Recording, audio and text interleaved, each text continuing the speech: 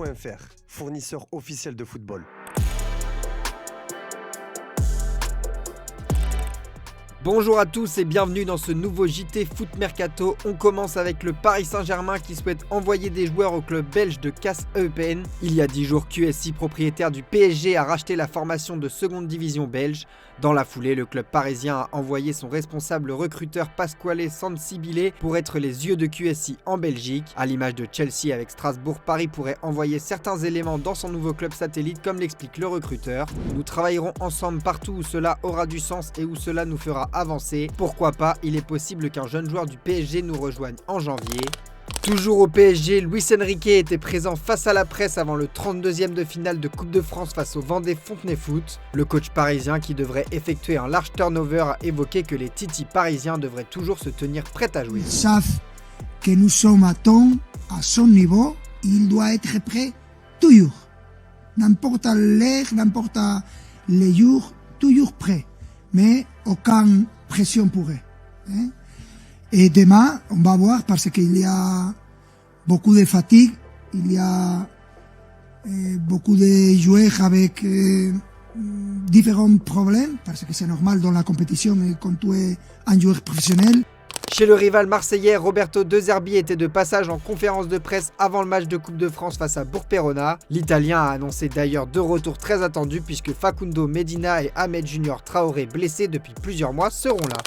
Toujours au sujet de la Ligue 1, l'heure est au bilan de la première partie de saison pour le patron de l'arbitrage Anthony Gauthier. Très controversé depuis le début de saison à l'image de la dernière polémique sur le match OM Monaco notamment, le patron de l'arbitrage a tempéré et a tenu à souligner les progrès accomplis sur les pelouses chaque week-end, qui se traduisent en chiffres selon lui avec un taux d'efficacité de 78,2% dans la correction des erreurs majeures grâce à l'assistance vidéo, contre 75,6% la saison dernière à même période. Toutefois, il a également exprimé son désaccord avec certaines décisions, à l'image du tag de Camara sur Chevalier qui méritait rouge selon lui. Enfin, il est revenu sur l'agacement général des clubs et les invite à contrôler davantage leur communication. Celles et ceux qui veulent discuter de façon posée, de façon respectueuse, trouveront toujours un interlocuteur au sein de la direction de l'arbitrage pour pouvoir leur apporter des éléments. Il vaut mieux toujours être dans la maîtrise de soi et dans la maîtrise de ses propos plutôt que de tenir des choses qui peuvent mettre en difficulté l'arbitrage au sens large. À l'étranger désormais, le Real Madrid a tranché pour Erling Haaland. Le Norvégien ne s'en est jamais caché, la Maison Blanche est un club qui le fait rêver et le départ prochain de Pep Guardiola évoqué dans la revue de presse du jour pourrait changer la donne pour le cyborg et ouvrir la voie au merengue. Mais d'après El Chiringuito, l'option menant à Haaland n'est pas sur la table pour le moment. Le club espagnol ne veut pas du joueur et estime avoir ce qu'il faut avec Kylian Mbappé. Et justement, au sujet du successeur de Guardiola, le nom d'Enzo Maresca est revenu en boucle dans la presse anglaise ces dernières heures. Forcément questionné à ce sujet avant le déplacement de Chelsea à Newcastle, le coach italien nie tout contact. Cela ne m'affecte absolument pas car je sais que ce sont que des spéculations. En ce moment, je n'ai pas de temps à perdre avec ce genre de choses, d'autant plus que je suis sous contrat ici jusqu'en 2029. Je l'ai dit à maintes reprises, je me concentre uniquement sur ce club et je suis très fier d'être ici. Du côté de l'autre Manchester, pas satisfait du mercato XXL de cet été avec près de 250 millions d'euros de dépenses, on prépare le suivant avec ambition et plusieurs idées font saliver le board des Red Devils. Ce vendredi, le Daily Mail cite le nom de Ruben Neves, recruté par Al Hilal pour 55 millions d'euros en 2023. Le Portugais arrive en fin de contrat l'été prochain et l'écurie saoudienne serait disposée à le vendre pour environ 23 millions d'euros. Mais ce n'est pas le seul joueur qui est apprécié par les Anglais. En effet, le média anglais indique que les profils d'Elliot Anderson de Nottingham Forest, Adam Wharton de Crystal Palace, Conor Gallagher qui évolue à l'Atlético, Carlos Baleba de Brighton, Tyler Adams de Bournemouth et Joao Gomez de Wolverhampton plaisent en interne. Outre le milieu, les Mancuniens réfléchissent à renforcer le secteur offensif. À ce poste, le Télégraphe assure que le polyvalent ailier de Bournemouth, Antoine Semedo, est la priorité du club. Mais United a de la concurrence dans ce dossier, estimé à 75 millions d'euros puisque Manchester City, Tottenham et Liverpool sont également intéressés par l'international ghanéen.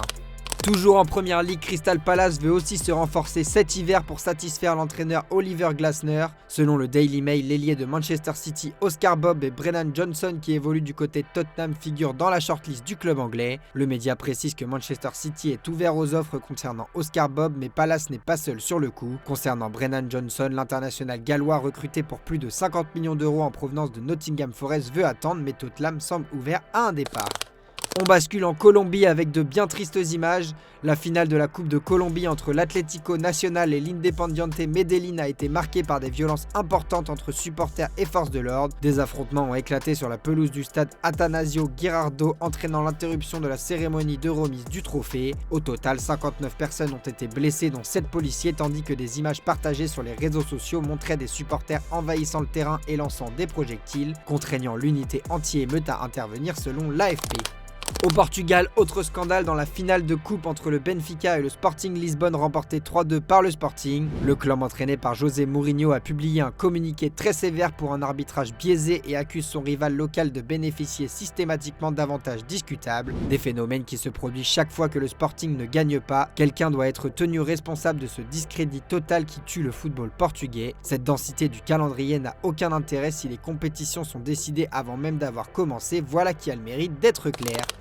Au rayon des officiels, le PSG annonce un énorme coup dur pour Matvei Safonov. Héros du PSG lors de la finale de la Coupe intercontinentale, le gardien russe s'est malheureusement fracturé la main gauche et sera indisponible durant plusieurs semaines. En conférence de presse, Luis Enrique a expliqué les circonstances sur la blessure, je vous laisse écouter. Ça s'est passé, on pense que ça a été le troisième tir au but, qu'il a fait un mouvement étrange, bizarre.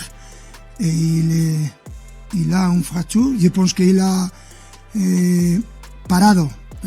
¿Cómo se dice? Arrêté. Il a arrêté les deux derniers pénaltys.